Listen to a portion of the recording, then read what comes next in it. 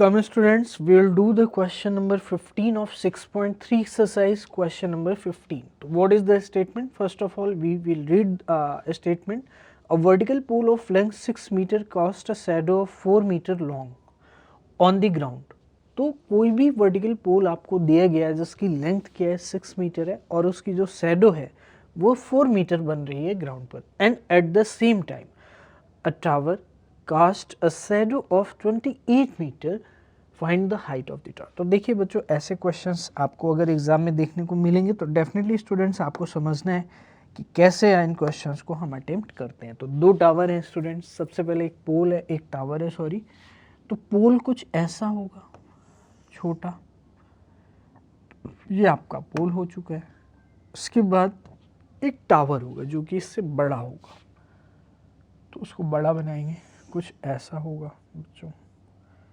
तो definitely students ये पोल है और ये क्या है आपका टावर है। तो ग्राउंड पर है तो एक लेवल पे आप ले सकते हैं इनको या समझ भी सकते हैं, कोई दिक्कत नहीं होगी इसमें। तो ये दोनों हमने एक लेवल पे कर लिए, ठीक है। तो इसकी जो शैडो है, अब देखिए सन कहाँ पर होगा, सन यहाँ पर कहीं होगा, ठीक है। ये सन है आपका, तो ये सन हो जाएगा। तो सन जो है उससे शैडो बन रही है। अब शैडो ग्राउंड में बनेगी तो ग्राउंड में कुछ ऐसे बनेगी, देखिए कैसे, इस तरह से ग्राउंड में कुछ शैडो बन रही है इसकी।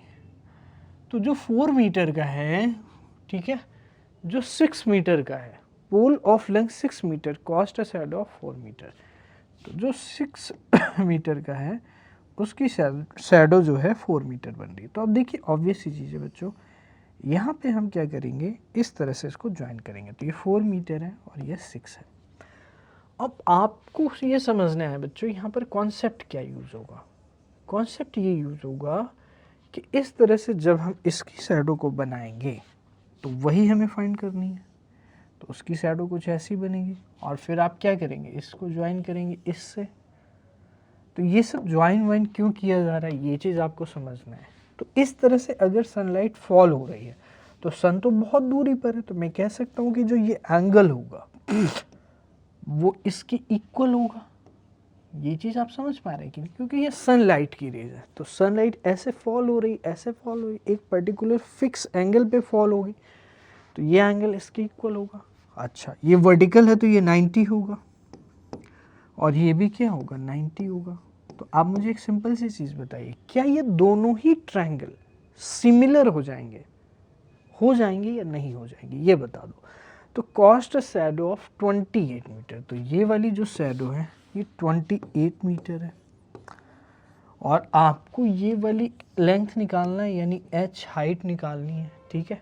तो अब देखिए सबसे पहले आप क्या लिखोगे, इसको नेम कर दोगे, तो ABC, तो जिससे आप लिख के इसको रिप्रेजेंट करोगे। आप इसको DEF या PQR कुछ भी कह सकते हैं। तो ये P हो जाएगा, Q हो जाएगा और ये R हो जाएगा। तो आइए देखते हैं। तो let AB be the pole, तो let AB be the pole and PQ be the tower. PQ be the tower and BC and QR are the shadows. BC and QR are the shadows. तो ये क्या है बच्चों, shadows हैं respectively.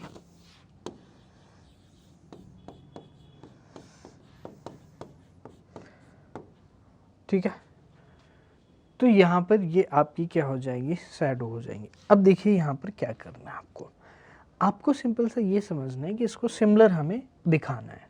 तो अब आप क्या लिखेंगे, इन ट्रायंगल AB से, अब आप सीधे ट्रायंगल में आ जाएंगे। तो ये आप एक बार नोट कर सकते हैं, अगर आपको करना है लिखना कैसे, देन हम लोग आगे चलते हैं। तो आई होप आप इसको नोट कर लोगे। अब हम लोग ये सब हटा देते हैं, अब सीधे आ जाते हैं सिमिलरिटी पे, जिससे हम रेशियो वगैरह लिख पाएंगे और प्रॉपर इसको कंप्लीट कर पाएंगे। तो आइए देखते हैं। तो लिखेंगे सबसे पहले बच्चों, क्या लिखना है आपको कि in triangle ABC and PQR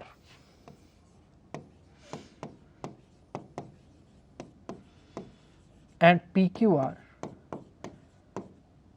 triangle PQR, angle A equal to angle P, angle B equal to angle Q, ठीक है, ये हो गया। तो मैं कह सकता हूं कि ABC hence triangle ABC will be similar to triangle PQR। क्या लिखेंगे क्राइटेरिया, क्राइटेरिया लिखेंगे double A criteria for similarity, ठीक है। तो ये सिमिलर हो जाएंगे। अब हमने सिमिलर प्रूफ कर दिया है, तो एक बार आप इसको नोट कर लीजिए। देन हम रेशियो लिखेंगे। तो ये अगर सिमिलर है तो डेफिनेटली स्टूडेंट्स रेशियो लिखना बहुत इजी है। जो हमारी साइड्स काम की है उनका रेशियो हम यहाँ पर लिख लेंगे। तो देखिए कैसे लिखते हैं। तो AB upon PQ hence AB upon PQ, क्योंकि AB के करस्पॉन्डिंग साइड कौन सी है, PQ इस ट्रायंगल में, और BC अपॉन QR। तो अब यहाँ पर आपको जो जो दिया गया है वो लिख देंगे। तो AB गिवन है आपको 4, PQ आपको निकालना है, BC है 6 और QR कितनी है 28। तो आपने 28 लिख दिया। तो H निकाल लेंगे। तो H निकालने के लिए 4 इंटू 28 अपॉन में क्या आ जाएगा 6। तो इसको सिंप्लीफाई करेंगे बच्चों, 2 से 2 3 जा 6 4 जा, तो 56/3 मीटर आ जाएगी। आप डेसिमल में भी आंसर दे सकते हैं इसका। तो आई थिंक मेन कॉन्सेप्ट आपको समझ में आया होगा। अगर हम इसको डेसिमल में कन्वर्ट करेंगे तो क्या आएगा, तो आएगा बच्चों 3 1 जा 3 एंड 3 8 जा 24 एंड 3 6 जा, तो 18.6 मीटर के आसपास आ जाएगा।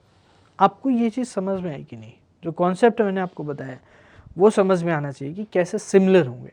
सन रेस एक फॉल हो रही है अगर बहुत ही दूर से, तो यहाँ पर जिस एंगल पे फॉल हो रही होगी तो आगे उस कुछ दूरी पर भी उसी एंगल पे फॉल हो रही होगी। तो ये कॉन्सेप्ट हमने यूज़ किया, उस वजह से ये एंगल इसकी इक्वल हो जाएगा। ये ऑलरेडी 90, तो सिमिलर हो जाएगा। और अगर सिमिलर हो जाएगा तो definitely students ratio corresponding side के इक्वल हो जाएंगे और हम कह सकते हैं कि ये हमारा आंसर आ जाएगा। तो आई होप ये चीज़ आपको समझ में आई होगी। तो 15 क्वेश्चन वी हैव डन, आप इसको नोट कर लेंगे और you can take the screenshot. तो आइए देखते हैं स्टूडेंट्स क्वेश्चन नंबर 16 6.3 एक्सरसाइज का। तो बच्चों इफ़ AD एंड PM, जो स्टेटमेंट है मैं उसको रीड कर रहा हूँ, AD and PM are medians of triangle ABC and PQ respectively.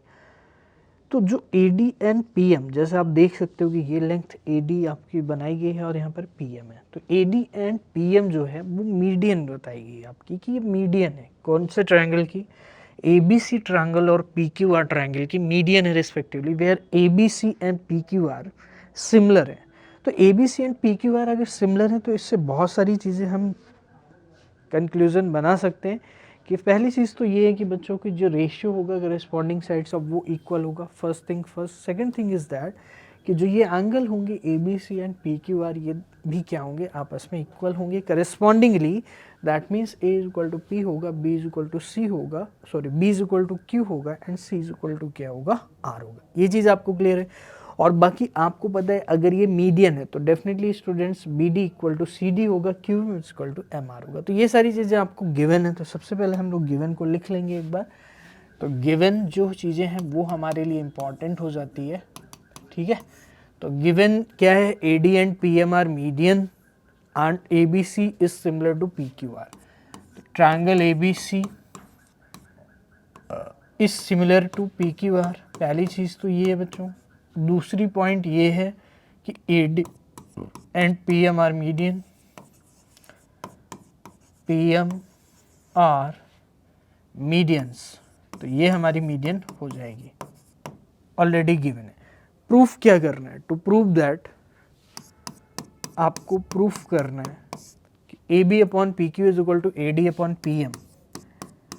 तो A B upon P Q equal to A D upon P M, तो ये हमें प्रूफ करना है। कैसे प्रूफ करना है अभी उस चीज़ पे आएंगे। तो अब हमारा प्रूफ यहाँ से स्टार्ट हो जाता है कि हम लोग उस चीज़ को प्रूफ करने वाले हैं। ठीक है, तो प्रूफ करेंगे। आइए देखते हैं। आप मुझे एक सिंपल सी चीज़ बताइए कि ए बी सी अगर पी क्यू आर के सिमिलर गिवन है तो मैं ये कह सकता हूँ कि ए बी और पी क्यू का जो रेशियो होगा, बहुत ही इंपॉर्टेंट है, वो बी सी और क्यू आर के रेशियो के इक्वल होगा, एंड साथ के साथ ए सी एंड पी आर के भी इक्वल होगा। ए सी एंड पी आर के भी क्या हो जाएगा? इक्वल हो जाएगा। क्या ये कहानी आपको क्लियर हो रही है? यहाँ तक कोई दिक्कत है? I hope there is no problem up till now. तो ये रेशियो इक्वल हो जाएंगे। एंड इसके साथ हम क्या लिख सकते हैं कि angle A equal to angle P, जो करस्पॉन्डिंग एंगल है वो भी इक्वल होंगे। तो वो अगर इक्वल होंगे तो ए जो एंगल है वो पी के इक्वल होगा, जो बी एंगल है वो क्यू के इक्वल होगा। तो एंगल बी एंगल क्यू के इक्वल होगा, और क्या होगा? एंगल सी एंगल आर के इक्वल हो जाएगा। क्या ये कहानी आपको क्लियर है? तो सिमिलरिटी से हम ये चीज़ें लिख सकते हैं यहाँ पर। I hope there is no problem up till now to you. तो यहाँ पर हम इस तरह से तीन चीज़ें लिख सकते हैं कि ये तीनों एंगल भी आपस में क्या होंगे? इक्वल होंगे। आपको ये चीज़ समझ में आ चुकी। अब हमें प्रूफ क्या करना है? हमें प्रूफ करना है A B P Q A D P M. तो मैंने आपको कई बार बताया, अगर आपने मेरी प्रीवियस वीडियोस को देखा होगा तो मेरा जो पर्पस होता है वो ये होता है कि आपको किसी भी सिचुएशन में एक बेटर अंडरस्टैंडिंग में आपको दूं, क्योंकि सिचुएशन चेंज हो सकती है, बट आपकी अंडरस्टैंडिंग कॉन्सेप्ट्स अगर अच्छे होंगे तो कुछ सिचुएशन कैसी भी होगी आप कर लेंगे। तो रेशियो जिनमें प्रूफ करना होता है, ऐसे क्वेश्चंस में रेशियो अगर इक्वल प्रूफ करना है तो आप अब यहाँ तक 6.3 जो कि आपका लास्ट क्वेश्चन है और इस चैप्टर का भी लास्ट क्वेश्चन है, तो यहाँ तक आते आते आपको एक चीज़ समझ में आ गई होगी कि ये रेशियो मोस्टली 99% केसेस में कहाँ से आते हैं? सिमिलरिटी से निकल कर आते हैं। तो सबसे पहले आपको ये देखना होगा कि ये रेशियो में जो साइड्स कंपोनेंट दिए गए हैं वो कौन से ट्रायंगल के हैं, फिर आप उन ट्रायंगल को सिमिलर प्रूफ करने की कोशिश करोगे।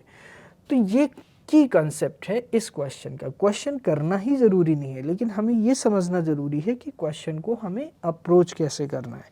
क्वेश्चन करना तो बहुत इजी हो जाएगा, यहाँ पर मैं करवा दूंगा, आपको समझ में भी आ जाएगा। लेकिन जब एग्ज़ाम में क्वेश्चन आएगा तो एक्चुअल में आप करके आओ, दैट्स माय पर्पस।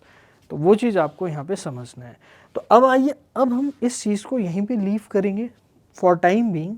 अब आ जाते हैं A B P Q A D P M. हम देखते हैं कौन से ट्रायंगल के हैं। तो ए बी ये है, पी क्यू ये है, ए डी ये है, पी एम। तो मैं कह सकता हूँ कि ए बी डी और पी क्यू एम ट्रायंगल के साइड्स के कंपोनेंट हैं, साइड्स हैं।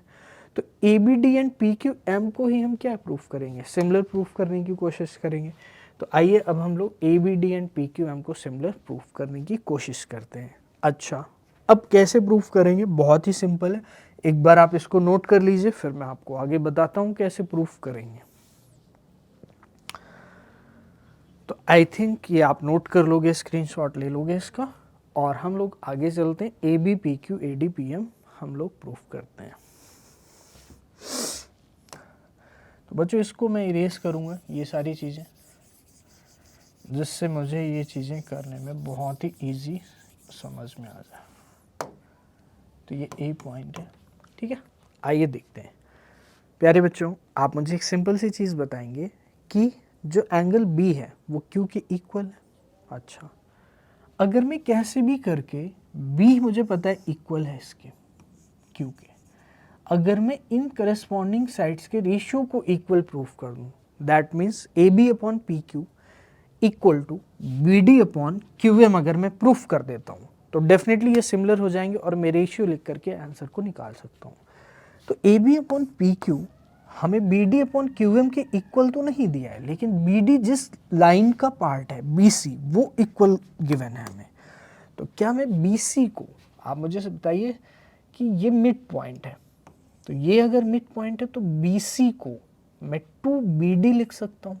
जैसे हमने एक क्वेश्चन अगर आप याद करेंगे तो पहले भी ऐसा किया था कि मैंने बी सी को क्या लिखना है, बी सी को टू बी डी लिख देना है। क्या लिख देना है? टू बी डी लिख देना है। अच्छा, क्यू एम को सॉरी क्यू आर को टू क्यू एम लिख देना है। क्यू आर को, क्योंकि क्यू आर पूरी लेंथ है और क्यू एम आधी लेंथ है, हाफ लेंथ है, तो बस इस रेशियो में हमें इतना पार्ट लेना पड़ेगा।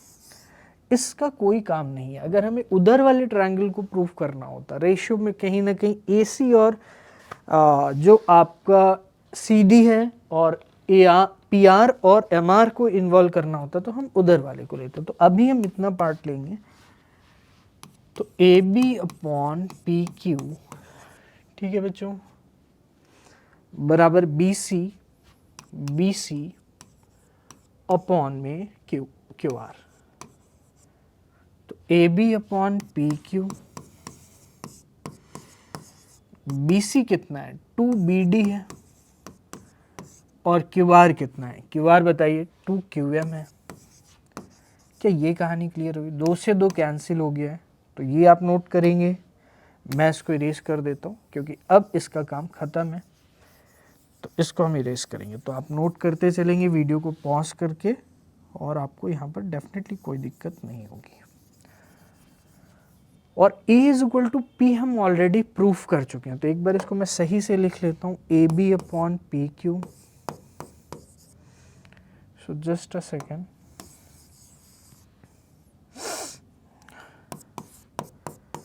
ए बी अपॉन पी क्यू बराबर B D upon Q M.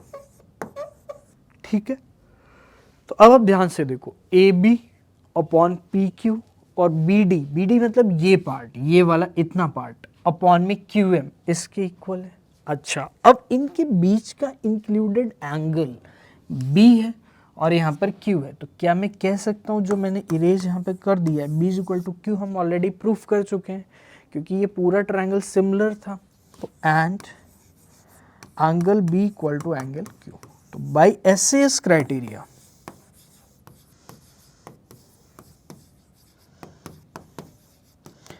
मैं क्या कह सकता हूँ, बाय एसएएस क्राइटेरिया मैं ये कह सकता हूँ कि जो हमारा ट्रायंगल होगा A B D, by SAS criteria we can say, इसको इरेज कर देते हैं,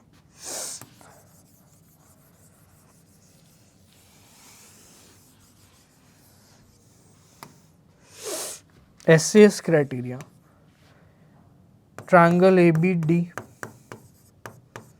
सिमिलर हो जाएगा ट्रायंगल पी क्यू एम के, ए बी डी सिमिलर हो जाएगा ट्रायंगल पी क्यू एम के। तो ये चीज़ आपको क्लियर हो रही है, ए बी डी सिमिलर हो जाएगा पी क्यू एम के। तो ये वाला जो ट्रायंगल है आप देख रहे होंगे कि ये वाला ट्रायंगल इसके सिमिलर होगा। तो रेशियो लिखेंगे, अब रेशियो लिख सकते हैं आराम से, तो A B upon P Q, यानी ये इसके करस्पॉन्डिंग है, बराबर ए डी अपॉन में पी एम। अब A D upon P M हमें इन्वॉल्व करने के लिए ये चीज़ प्रूफ करना ज़रूरी था, वरना B D upon Q M तो ऑलरेडी प्रूफ हो चुका था। लेकिन हम ए डी को कैसे इन्वॉल्व करेंगे? तो ए डी को हम ऐसे ही इन्वॉल्व करेंगे कि हम यहाँ पर सिमिलर प्रूफ करेंगे।